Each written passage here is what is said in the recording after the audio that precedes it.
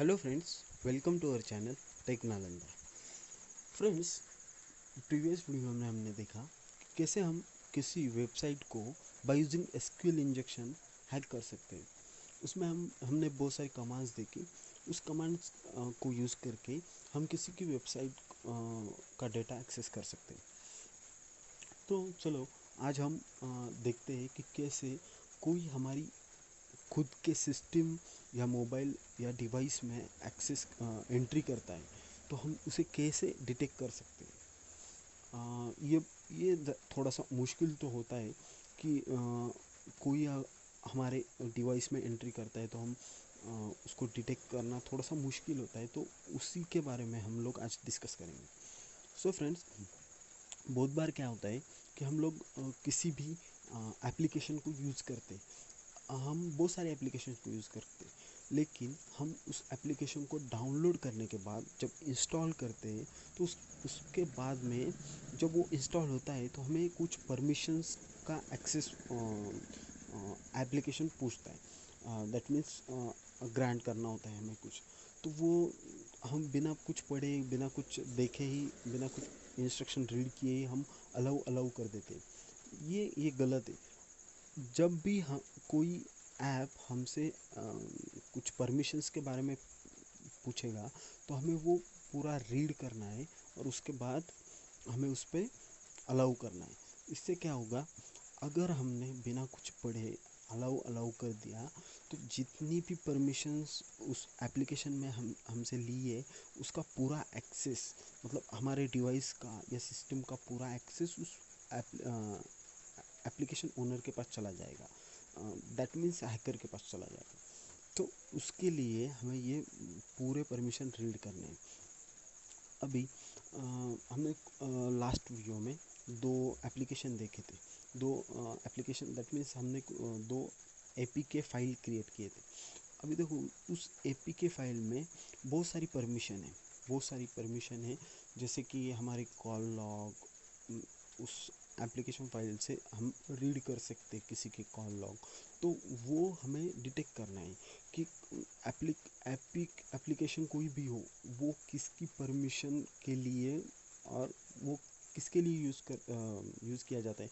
जैसे कि देखो, जियोग्राफिक एप्लीकेशन हो तो वो उसके लिए वो पर्टिकुलर, जैसे कि लोकेशन के लिए लोकेशन का एक्सेस एक्सेस पूछेगा। ऐसा तो नहीं है कि जियोग्राफिक एप्लीकेशन है वो फ़ोटोज़ के लिए पूछेगा। अगर फ्रेंड्स हमने ये प्रोसीजर पूरा अच्छी तरह से फॉलो किया तो कोई भी हैकर हमारे सिस्टम में एंट्री नहीं कर सकता। अभी देखो, जैसे हम लैपटॉप के लिए एंटीवायरस यूज़ कर सकते हैं, एंटीवायरस यूज़ करते हैं तो वो करना चाहिए, क्योंकि एंटीवायरस अगर हम यूज़ करेंगे तो उसमें वो डिटेक्ट करेगा कि कौन सा एप्लीकेशन हमारी लैपटॉप के लिए हार्मफुल है या हमारे डिवाइस के लिए हार्मफुल है, वो डिटेक्ट करेगा। अगर उसमें डिटेक्ट नहीं होता है तो हम अपने एंड से उसको चेक कर सकते हैं। तो यही सभी हमें अच्छी तरह से देखना पड़ेगा।